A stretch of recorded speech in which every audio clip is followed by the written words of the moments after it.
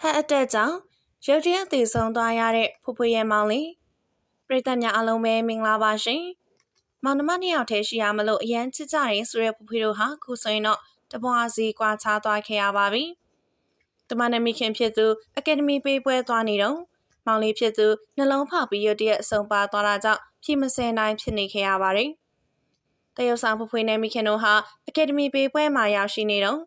တမရဲ့တူတီတော်မောင်လေးအေဒင်ဦးနှလုံးဖောက်ပြီးရုတ်တရက်သေဆုံးသွားခဲ့တာမလို့ကျမတို့မရှိတော့ဖြစ်သွားခဲ့ရတယ်ဆိုပြီးသားမီးနှစ်ယောက်စလုံးဖြစ်မစဲနိုင်ဖြစ်ခဲ့ကြရပါတယ်။တရုတ်ဆောင်ဖွဖွကိုချစ်ခင်ကြတဲ့သူတွေကလည်းစိတ်မကောင်းဖြစ်နေကြတာကိုတွေ့ရပါတယ်။အင်တာဗျူးတွေကိုပြန်ကြည့်တဲ့အခါမှာဆိုရင်လည်းဖွဖွဟာမျက်ရည်ဝဲနေခဲ့တာကိုတွေ့ရပြီးတော့သူမဟာအိမ်တုန်းကအင်္ဂိုင်းနေလို့သာ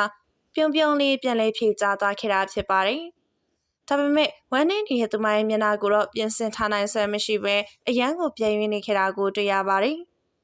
အကြောင်းစုံကိုသိရတဲ့အချိန်မှာတော့ဖွဖွကိုပရိသတ်များကတနာနေခဲ့ကြပြီးတော့သူမတို့ဟာလည်းမောင်လေးရဲ့နာရီကိုစီစဉ်နိုင်ဖို့အတွက်ရန်ကုန်ကိုချက်ချင်းပြန်သွားခဲ့ရတယ်လို့သိရပါတယ်။